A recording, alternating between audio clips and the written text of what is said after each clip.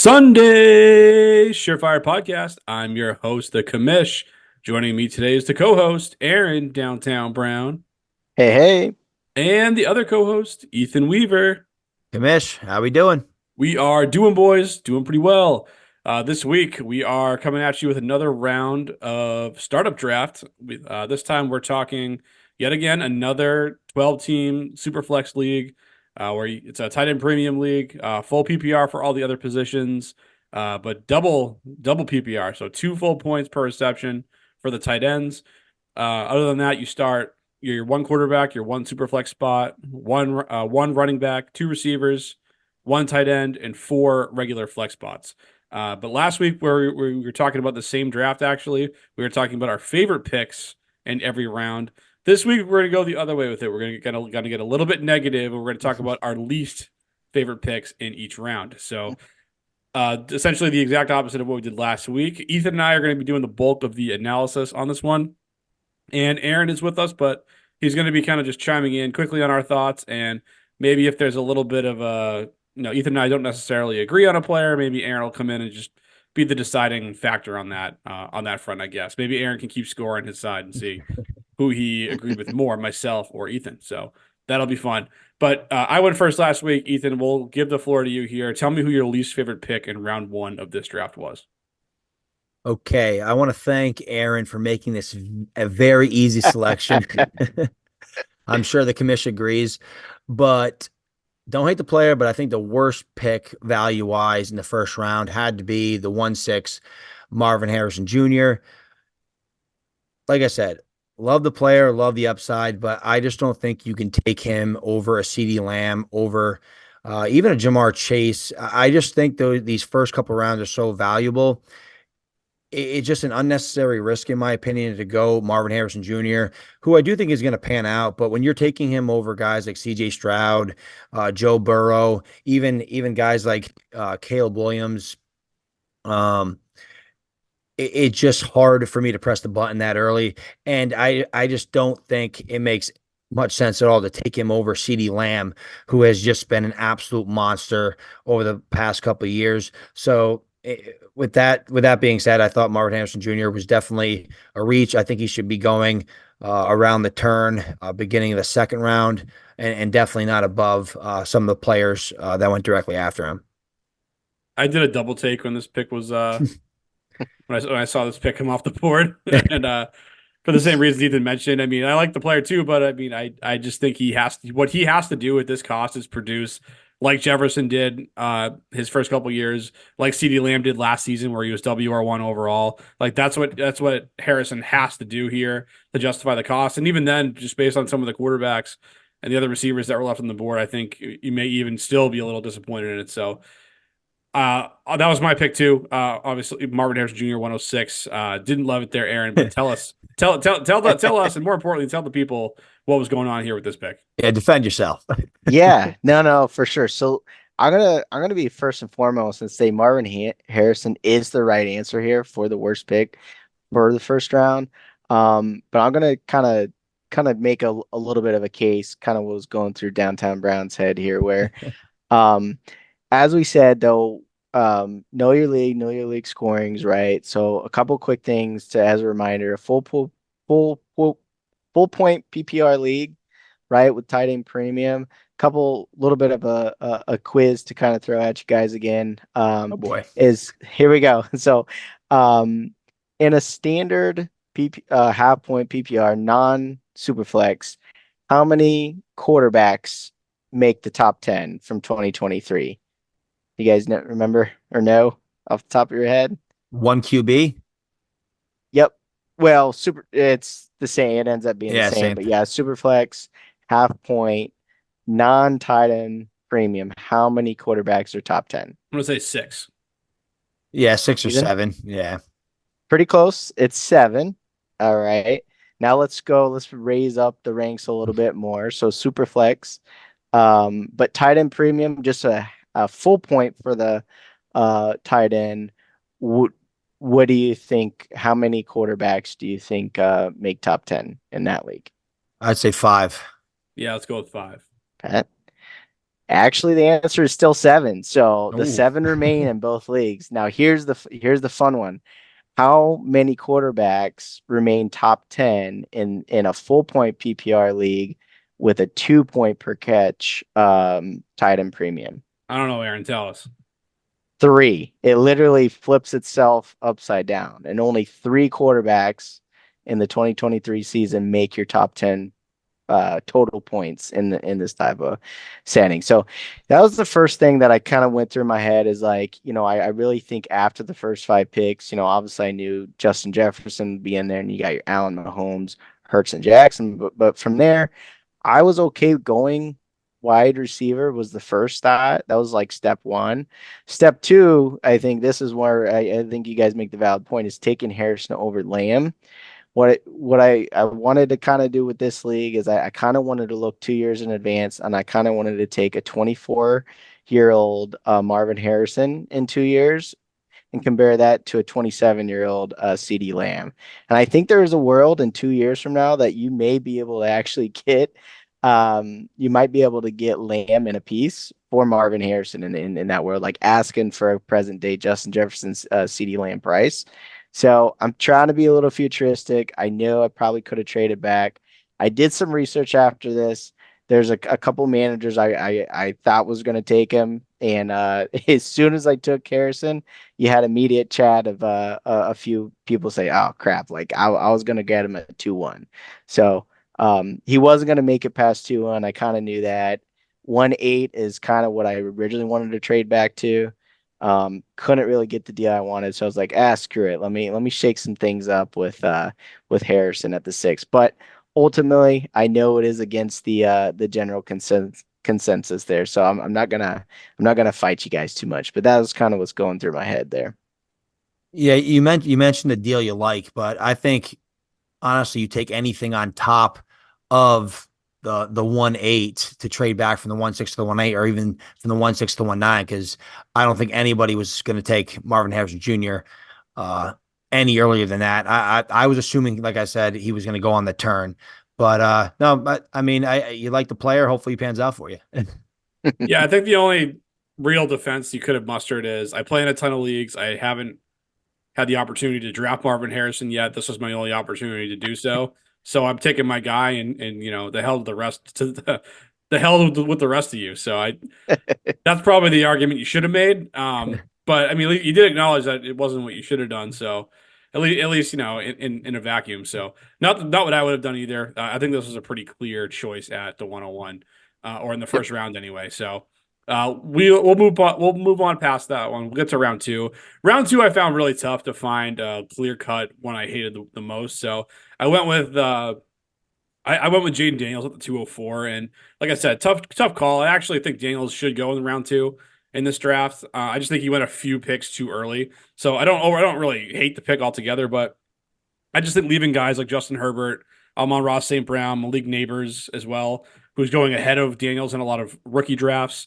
I just think there was a few players left on the board where I would have either taken one of them, or I would have just tried to move back and been confident with a couple quarterbacks that were going to be on the board for me if I was going to grab Daniels there at the 204. So like the player, the upside's definitely there. I just think it was a bit early for him at 204.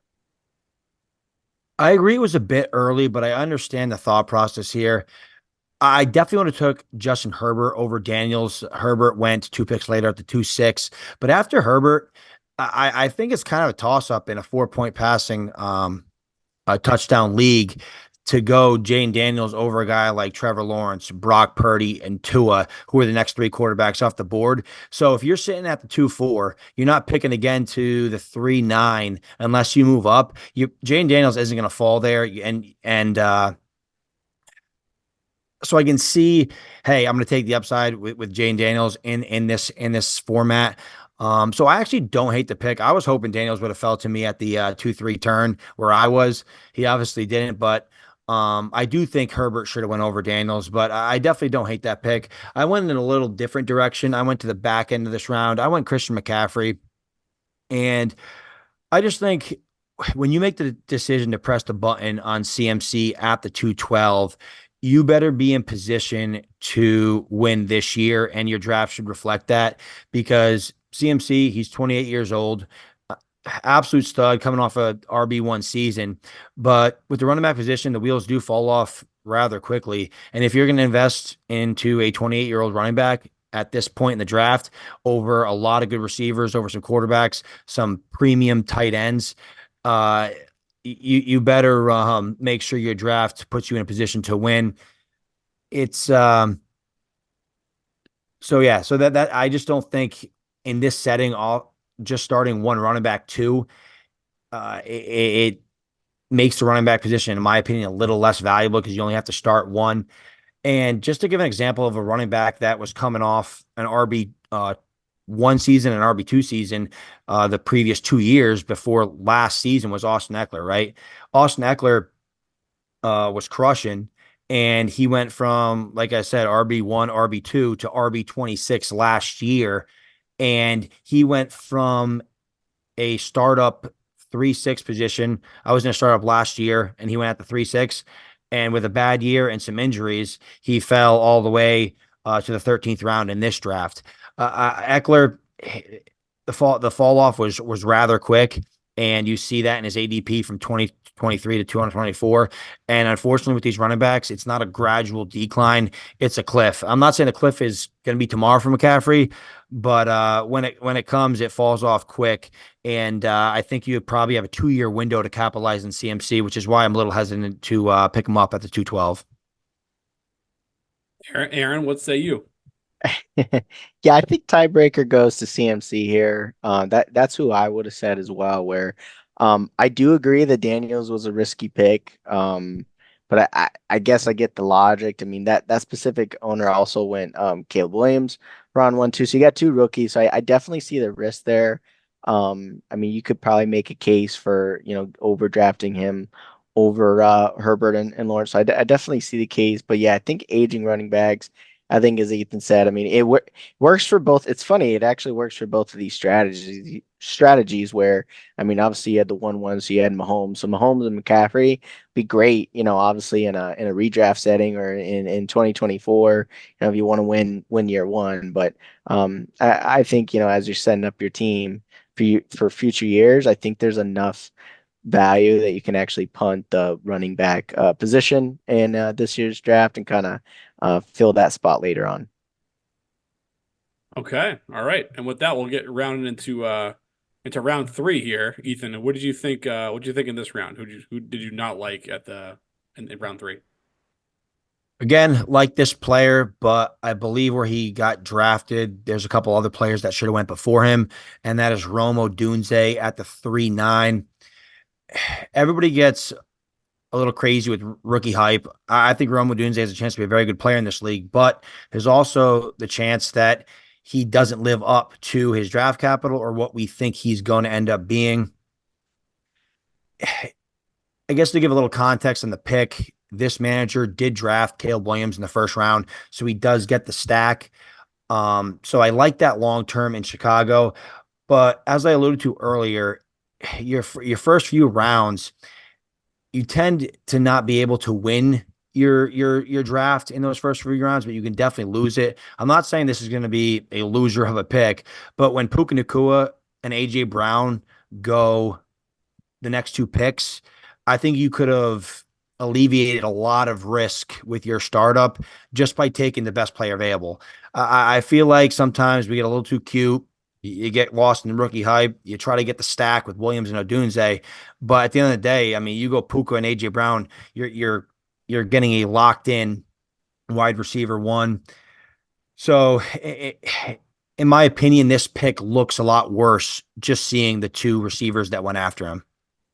Yeah, it's definitely not great. That was my second choice in this one. I think the two things managers chase in startups are you chase the stack and you chase the rookie hype. And I think both of those things kind of lined up for this pick. I think both those things are actually a little bit overrated in Dynasty, especially now where everyone's in on rookies and going out of the way to get the stacks. I think that's a little overrated personally, but Yeah, I like the call. It wasn't my pick, but it was my second choice. I like Rome in the long run, but I think it's a losing proposition for 2024. Obviously, Rome will have plenty of opportunity to grow with Williams, and maybe they become a league winning duo down the road. But in round three, I would have definitely taken one of those other two receivers, like Ethan said. My pick in this round was a different receiver. Ethan was picking on Christian McCaffrey at the 212. I'm actually going with the next pick by the same manager at the turn. And he went with Drake London at the 301. And last week we talked about our favorite picks from this draft. And when we got to TJ Hawkinson, I said that was the best value pick of the draft. So I have the same award to give out here this time around, but on the opposite side of things, where Drake London was by far my least favorite pick of this entire exercise at the 301. And I understand that people remain high on Drake London because Kirk Cousins is in town, but 25 picks into the draft, pick 25 overall, and the seventh wide receiver off the board is the definition of drafting a player at their absolute ceiling.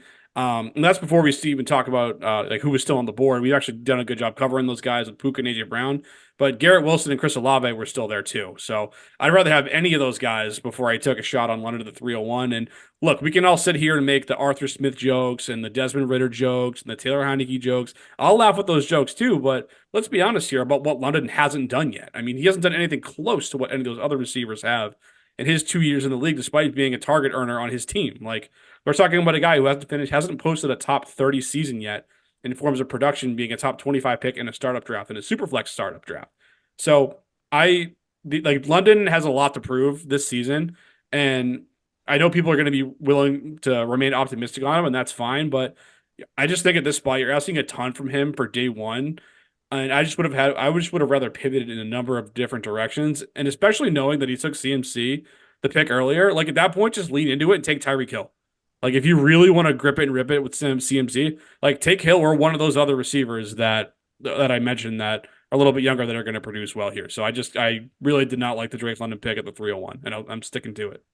Yeah, I think we all know your Drake London hatred there, Kamish. I've just been right about him over here for 2 years. I don't know what everyone else's problem is. Well, that's why I was shocked when you took him, and I think the back end of the third or maybe early fourth in your startup last year. Because I'm like, hey, I thought the commission hated this guy, but sometimes you gotta draft players, and hopefully you got to draft players that the community likes, so you can sell them off in trades.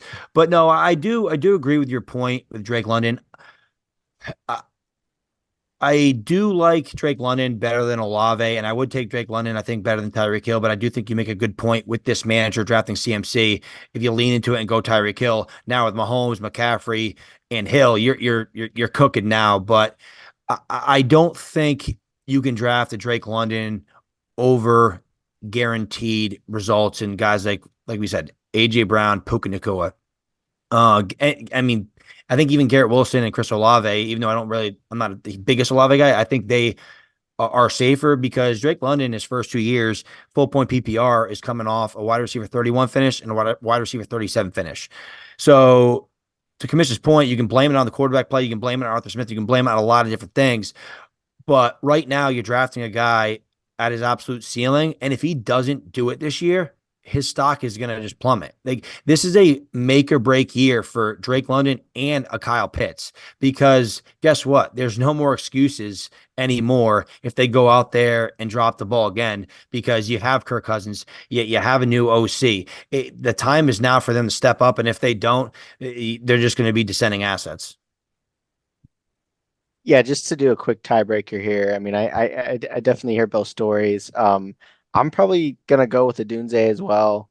I think just for the fact that, I mean, you're passing up on Puka and AJ Brown. I think that's just a bigger difference where, I mean, yeah, maybe you're passing up on Garrett Wilson and those players, but I do see the risk with London this year. I don't think he can do worse than his previous 2 seasons, having Kirk Cousins as his QB. I But hope yeah, not. like you said, if he does, then oh my gosh, yeah, like I'm gonna be I mean, insufferable when that happens. yeah, I mean, Commission's probably gonna throw a Drake London party, right? Well, I'm just saying because Drake London was even in Superflex, this is a 2022 draft. Like he was an early pick because there were not a lot of quarterbacks in that draft. So receivers were going really early in that, and even in superflex formats. And if you tanked a whole season for Drake London to draft him at the 103 or maybe the 104, like, do you like those results so far? Like, you don't, and now you're already in a spot where you're like, oh my God, this guy has to do it this year, or I'm going to be stuck with this, this guy who just can't get it done no matter what's going on around him. So Yeah. Yeah, and I think back on the Dunze part too. I think it's almost like drafting JSN a few years back. Like you got to be patient. And you got to wait for him to emerge, and it might be 2 years from now. So to be clear, you like the Odunze pick less than you like the London pick. I like it less than the London pick. So Yes, you prefer London at 301 over Odunze at 309. yes. Okay. I'm not with Uh, you there, but it's not my call, it's yours. So with that, Hey, we'll just thank you, Aaron. yeah, that's wild. See if he can come Remember that's back. the guy that took Marvin Harrison at 106. There But you go. I digress, Ethan. Get me into round 4. What do you got for us there? Round 4, I'm going to go with this one was a little tougher, the fourth round, but I'm going to go with Saquon Barkley at the 410. I'm not saying the ADP was awful for Barkley at the 410. It's actually a quote unquote value according to Dynasty League Football ADP. Um, so I just I'm not in the business of drafting a 27-year-old running back in the fourth round with some of the players around him on the board. I keep alluding to it. You only need to start one running back in this league. This manager was running back heavy, so just in terms of his build, I think he should have went in a different direction. But he's going from the Giants to the Eagles. You're going from one of the worst offensive lines, ranked 29th according to PFF, to the best ranked PFF offensive line in Philly. But you also have Jalen Hurts, who had 15 rushing touchdowns last year. The entire team had 22. So maybe that changes with Barkley on the team. But Saquon Barkley, unfortunately, wasn't the dynasty or fantasy football asset we were hoping for. If you're just looking at the entirety of his career, he was insane as a rookie, and he obviously had some decent years, but isn't I think he's been a disappointment overall in his fantasy football career. But I just think I would went in a different direction. And I honestly think his ADP is a little skewed. I don't know why his ADP is 39 overall, according to Dynasty League Football, which is the 4-3. I would much rather go with one of these receivers in this round. So I'm kind of leaning into that RB hatred theme here, but I just think with the format and the players are around him, I would have rather went into in a different direction. Yeah, I would have as well. That's why I had him as my fourth round selection too at the 410. Didn't like it at all. And I actually agree with a lot of what Ethan said. I mean, I think he actually could be good this year just based on the system that he's in and the volume he's going to get. There's no one on that depth chart threatening him for touches. So if the tush push comes back down to earth even a little bit, and those short touchdown runs go to Barkley rather than Jalen Hurts, then yeah, I mean Barkley could definitely pay off in the short term. But like you said, he's 27 years old. He's nearing in on 1,500 career touches. And if you look at his advanced metrics, I mean, last season he ranked 15th or worse in evaded tackles, breakaway run rate, juke rate, and yards per touch. So all things trending in the wrong direction for an aging running back. But there's probably enough juice for one good year. But I think this is quickly going to become a pick that this manager regrets beyond 2024. Ooh, so you guys are in agreement with Barkley. Yeah, I'm not gonna argue there. I just think, if I were to do 10 startup dynasty drafts, I probably would keep punting the uh running back position. I just think there's so much talent everywhere else. I mean, granted, you did get a couple guys falling off the board, so you might had a little bit of a panic pick, but yeah, you still take them over A Chain, Shad White there in the fifth round as well. So a couple guys that I think that are younger that can also put up nice fantasy seasons in 2024. So I don't I I think Barkley could have a premier finish this year, but I'm not so sure if I like it for dynasty value. You did such a good job hitting lead off in that last round. Why don't you just keep doing it again? Why don't you lead us off in round 5? Okay, let's see if I can get a hit here. Um, I think this round was relatively easy just looking at ADP of players. I have to go Kirk Cousins at the 5-1. It's the beginning of the fifth round, and you're drafting a very much aging asset. It's his age 36 season, and the Atlanta Falcons just drafted Penix with the eighth overall pick, and he's coming off an Achilles. His ADP, according to Dynasty League Football, is 77, which is a 7.5. So getting him at the 5-1 is 28 spots earlier than his ADP. I think this manager may have saw some of these, I guess, more locked in starters come off the board, but I would have much rather went with a young QB here and then drafted a Deshaun Watson, even a Will Levis, Bryce Young, Baker Mayfield in the eighth round. Uh, Obviously, at the fifth round, you don't necessarily know those guys are going to fall, but I just thought this was a reach on a guy with a lot of negatives, and I think a very short term leash in Atlanta. Completely agree. He's my pick as well at the 501. Maybe I just have a Falcons bias in general. Yeah. Bet between London and now Kirk Cousins. Don't get me started on Kyle Pitts, I guess.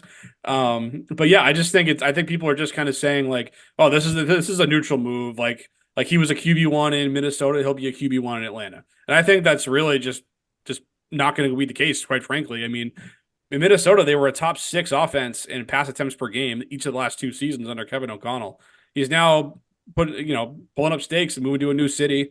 He gets to learn a new offense, and he's recovering from the injury. And let's be honest here, like Drake London and Kyle Pitts, as much as you want to like those guys, anybody out there, like it's not Justin Jefferson and TJ Hawkinson. Like the pair does not equal. They haven't done that yet. Like just that just is what it is. I'm not entertaining a debate on that point. Like so you kind of put all that together. Like you said, Cousins is age 36. They just drafted his replacement. He's effectively on a 2-year contract if you look at the manner in which it's structured. So like it has to happen right now for Cousins, and it's just too rich for my blood. All those things together with a top 50 selection in a superflex league. Well, it's clean sweep, guys. I mean, I guess maybe play devil's advocate a little bit. I mean, the manager, maybe get in their psyche a little bit, probably going for that stack that you talked about earlier. I think it's one of those cases. It's probably not worth reaching on a QB just to get a stack, especially an aging asset. So definitely agree with you guys, but trying to kind of look into the thought over that pick right there. Yeah, the only other pick I even considered in this round was yours, Aaron, is Rashad White, the 5.506. And that's just because I mean White just ate volume last year, and maybe he will again this year, but the advanced metrics on him weren't great either last season, and I think he's a guy who could be replaced in the long run. So Tachata, that he was my honorable mention in round five. Ethan, any quick thoughts on that? No, I agree there. Just format alone with the running back position and Rashad White's advanced metrics, he was very, very inefficient on the ground. He was, as you said, he was lifted up by pure volume and the receiving game. So I think Bucky Irving, if he can get a role there in that third down back as that third down back and eat into some of Rashad White's reception totals, I think that's going to hurt him. And Canales is gone, so who knows what that's going to do to Rashad White and that Tampa Bay offense. So I think Rashad White is a prime sell candidate, which we touched upon a couple episodes ago, because he's coming off a great season, and this might be his peak. And I probably see a steady decline from here on out. Aaron, I guess I can't just knock on your pick and not give you an opportunity to say anything in your own defense. So if you have any quick words on that, go for it. No, I mean, I remember it. I mean, the episode we touched on White. I just think the Buccaneers. I don't think they're good enough as a team or on their defense to not keep White involved in the ball game. I mean, whether Bucky Irving does get a little bit more on third down, I still think we're giving him a little too much credit being a rookie. I think White will still be get a lot of touches, maybe not identical to 2023, but in full point PPR, still give me any pass catching running back that's young that can get another contract down the road. Fair enough. Fair enough. I'm actually going to move us into round six by sticking with the Tampa Bay Buccaneers for my pick at the 609. That's Mike Evans. We can kind of just roll back the tape for my Saquon Barkley opinion, Ethan and I a few minutes ago, where he's just an aging asset that just he could have one more really good year in him. But that wouldn't shock me if he was good again. But he is 31 years old entering 2024. So, he's very much a win now piece, and the shelf life just isn't going to be there. So I don't like drafting rapidly aging assets in the first 6 rounds of Superflex drafts. And so that's kind of just where Evan slotted in here too. The coordinator change Ethan mentioned as well is kind of factoring into this too. So just a bit early for Evans, even though you might have one more good season left in him. I agree with that. Mike Evans, I just don't think you can draft him over Ryan Thomas, Xavier Worthy, even guys like, I mean, JSN, Rashee Rice, who all went after him, because it just puts you in a position where you better be drafting to win now, which in this manager's defense very much is. And I'm actually going to touch on one of his other picks. This manager traded up in this round to draft another player, which I think was the worst pick in this round. But in his defense, he is going for it. He has a lot of aging pieces, and the wheels may fall off his dynasty roster pretty soon. But hey, at least he's going for it. But so I guess I'll just go right into my pick. I took Derrick Henry at the 6'5", and I thought this was the only pick on the board to make in this round. I just think Derrick Henry, age 30 season in the 6th round of a dynasty startup, is just way too rich for me. Um, his ADP is 82, RB 16, 710. So not a crazy reach based on ADP, but I want nothing to do with Derrick Henry in the 6th round.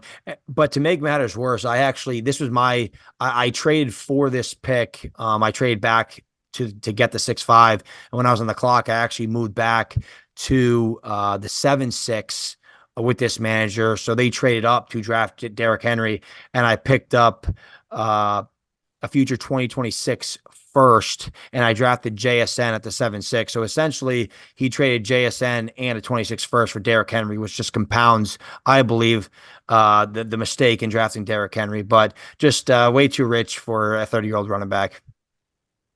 Aaron, are you going with the 31-year-old receiver or the 30-year-old running back? Both guys are teetering on the edge of a cliff from a value standpoint. But which one you're rolling with? Commish, I'm gonna go your side this time. I'm gonna go Mike Evans. Incorrect. I'm gonna go. Finally. Yeah, I'm gonna give you a little my logic with that too. I think, we always talk about drafting in tiers.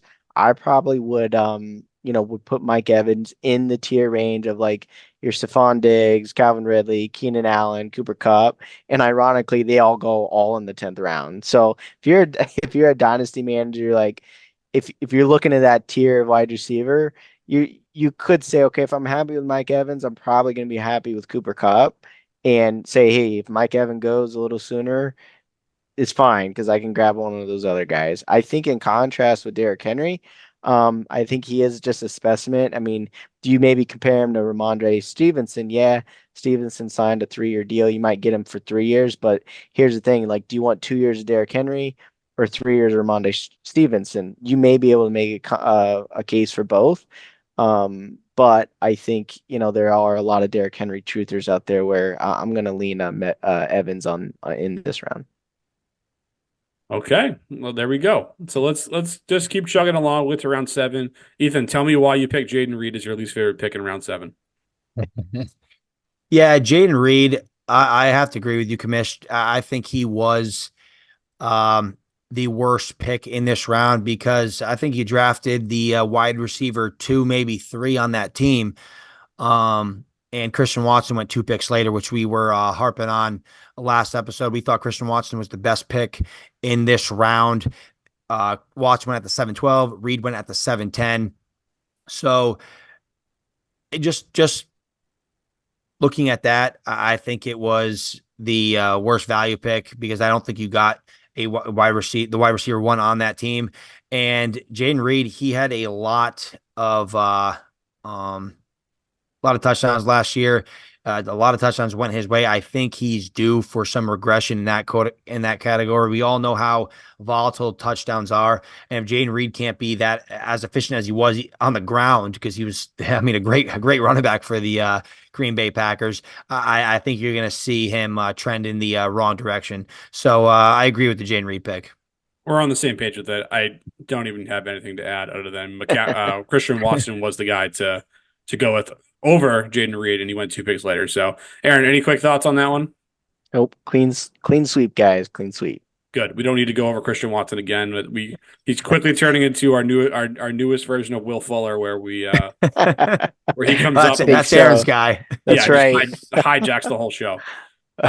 So I'll start with round 8. I'm going to the tight end position. I'm going with Cole Kmet at the 8-12. He was just the 12th tight end off the board, which isn't terrible considering the guys around him, I guess you could say. And also, it is a heavy premium league with the 2 points for the receptions. But, I'm just out on his situation entirely. I think far too many people are going to fall into the lazy narrative of a rookie quarterback like Caleb Williams loving the tight end.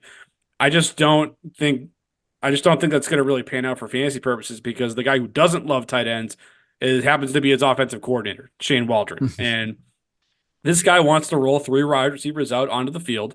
He has 3 good wide receivers in Keenan Allen, DJ Moore, and Rome Odunze, and he wants to not pass to the tight ends, and we saw that the last 2 years in Seattle when he was the OC out there with Noah Fant.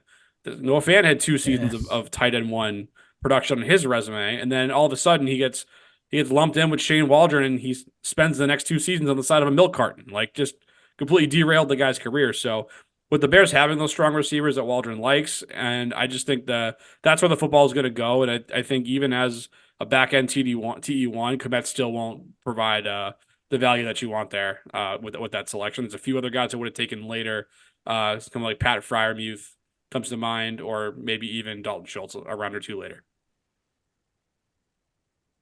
Kmet was one of my, I would say he was my honorable mention. I was debating between him and another player, but I agree with all your points. I like Kmet, the player. I just don't think he's going to get the opportunity in Chicago.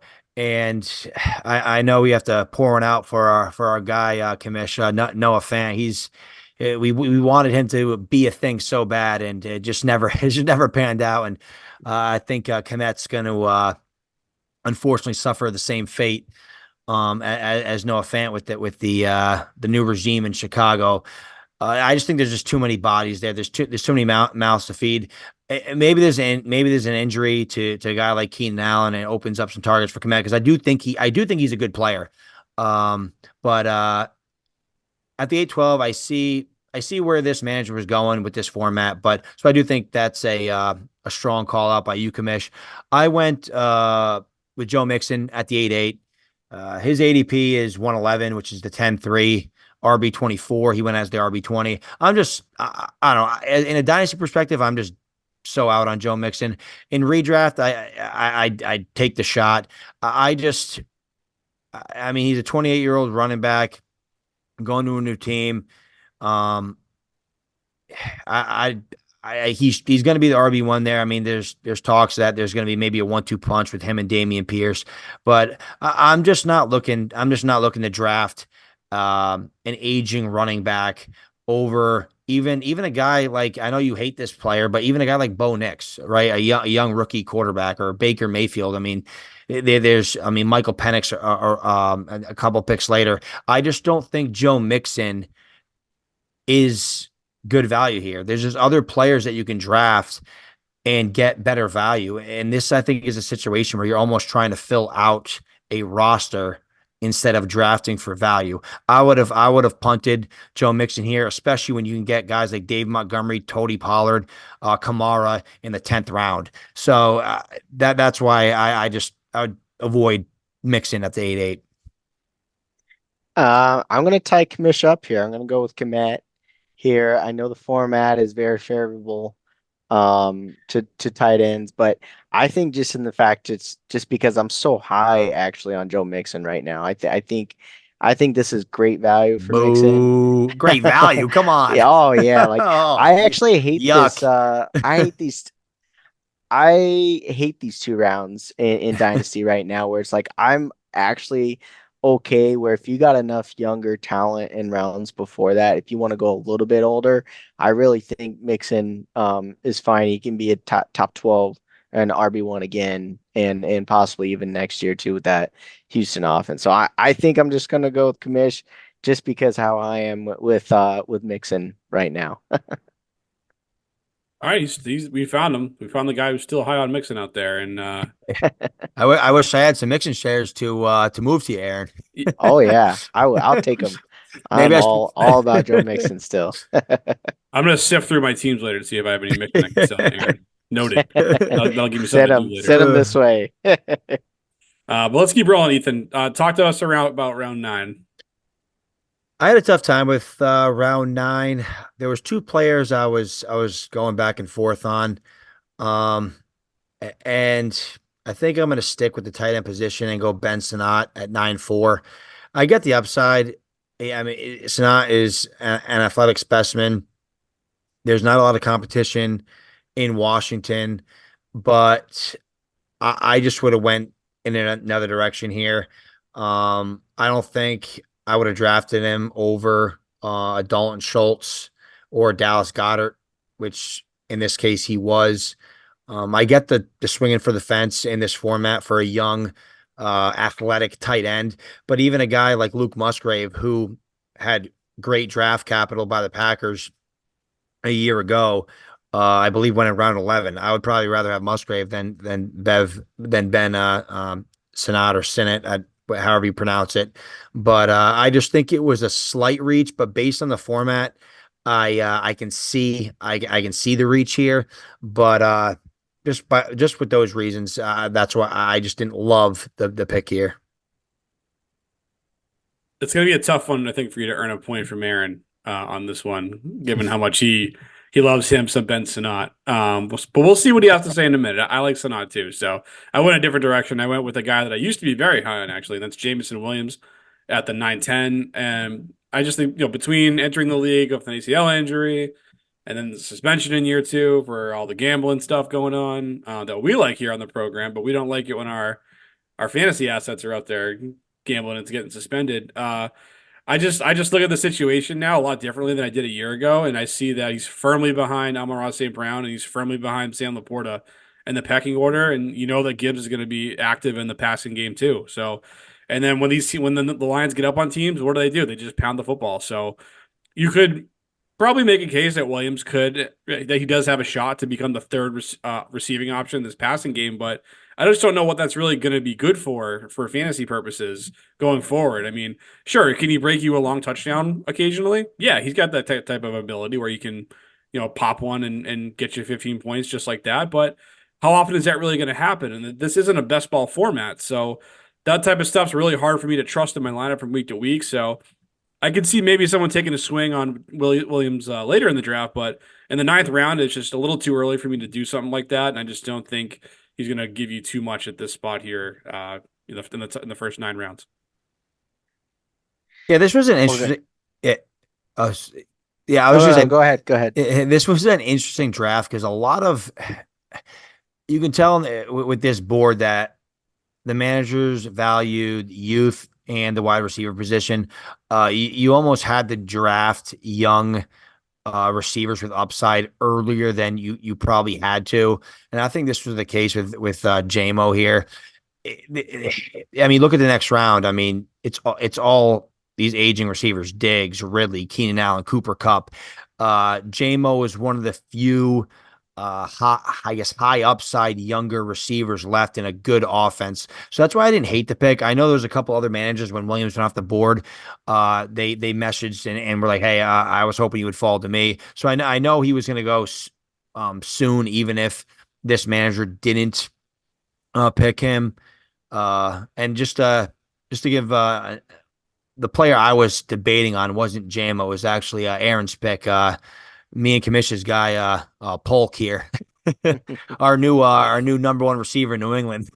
Yeah, he was on my radar too. But I mean, on JMO, I would rather take every receiver that went in the next round before I took Jameson Williams, just because when guys don't hit or when receivers don't hit earlier in their career, Agree. it typically doesn't pan out for you. And then with just such an uphill battle behind Laporta and St. Brown, who aren't going anywhere in this offense, I mean, I would rather have taken even the older guys like Cup, Allen, Diggs, whatever. Like, give me the 1 or 2 years of production versus hoping for the next 4 or 5 years just for Williams to become the next Jerry Jeudy who becomes irrelevant just like that.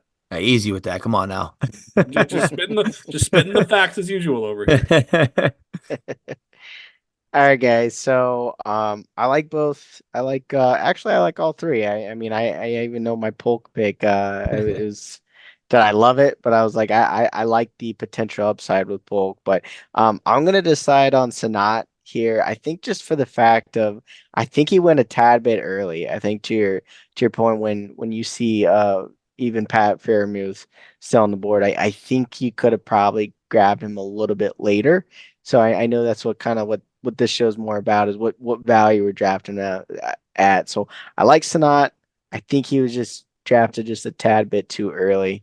I mean, I get the upside. I mean, you look at Josh Reynolds with the Lions last year, he had some nice weeks. He was actually a decent receiver, and with full point, I'm not even sure how Reynolds finished last year. Be interesting to know. I don't have Josh Reynolds stats memorized, but it's a interesting upside with JMO, especially if either Laporta or St. Brown do get hurt. I mean, I think Williams could emerge more, but I'm gonna side more on the Sanat pick, just where I think he could have probably grabbed him a little bit later. I mean, I think you're right in that Williams could very easily go into that Josh Reynolds role, and it was good for WR55 in full PPR last year. So Gotta love that. if that's Love what you're chasing, if it. that's what you want, Aaron, in this stage, then hey, man, you can get it. I won't even fight you on that. But okay, we got one last round to close out here. I'll just toss my pick out here and see what Ethan thinks. It's around 10. Went Justin Fields at the 10-9, and this was hard for me because Justin Fields, we've seen him do some good things from the fantasy standpoint in the past. And if you ask me if I'm in on Justin Fields' revenge tour someday, I would say, yeah, I am. And could I even possibly see that happening down the road some point this season, later in the year, if Russell Wilson falters? Yeah, I could see that happening too, but it's just too early for me here in round 10. I mean, there is a possibility that Fields just doesn't get a starting opportunity ever again. And that's kind of the end of it. And you're just wasting a pick. And even then, like, you're going to have to wait for it and be patient. And that window you're going to get with him is just going to be so small. It's not like a guy like Penix who goes around earlier where he was a first round pick. Yeah, you got to wait a couple years, but he's going to get every opportunity to succeed after that. Fields is very much like the next time he suits up, like that stretch of games where he's starting is going to make or break the next 10 years of his life, really. Whether he's going to be, you know, someone like a Baker Mayfield who gets a new lease on life and then kind of rebounds in a big way as a starting quarterback, or is he going to be just another guy who like Mitch Trubisky who gets a second shot and starts for a bit and then he stinks and then that's kind of just it for Mitch. So what Fields is, I don't know, and I just felt that around 10 it was a little bit early to take that risk, especially in a deeper starting format. I agree with that. Fields, I was debating between Aaron Rodgers and Fields, and just because I think a 40-year-old quarterback in the 10th round, I would have liked to wait or drafted guys like Russell Wilson or Derek Carr later. But I think I have to agree with you, Kamish, with Justin Fields, just because I like the thought process of drafting a guy like Justin Fields. I just don't think you had to do it at the 10-9. Justin Fields is a guy I would have liked to get, I don't know, a couple rounds later and take that kind of home run cut if he does maybe take the job from Russell Wilson, or in a year he can test the market and see if he can get a starting job. So I definitely like the upside in Fields, and this could end up being a great pick if he can win the job this year or hit free agency next year and find a starting job. I just don't think 10-9 was the appropriate spot to take that shot. So we're all agreeing on Fields here. Yeah, I'm not really gonna disagree with you. I think that's who I had in my notes as well. I don't have him in front of me, but um, yeah, I think value wise, it if you even compare Fields to Penix, I mean, they could Fields could maybe turn around and be a starter sooner than Penix even. But I think we know that Fields, he had a lot of issues in Chicago, so I think there's a lot of distrust around the league with Fields. I mean, Chicago really didn't really get a great deal with Fields overall. So I'm not really gonna argue with the pick. I think if you really wanted to target him, it could be even like a post draft. You could probably come up with a trade and throw Fields in there somehow and end up with him. I'm not so sure if the 10th round is where I'd love to have him at. Yeah, I mean the NFL told you exactly what they think of Justin Fields.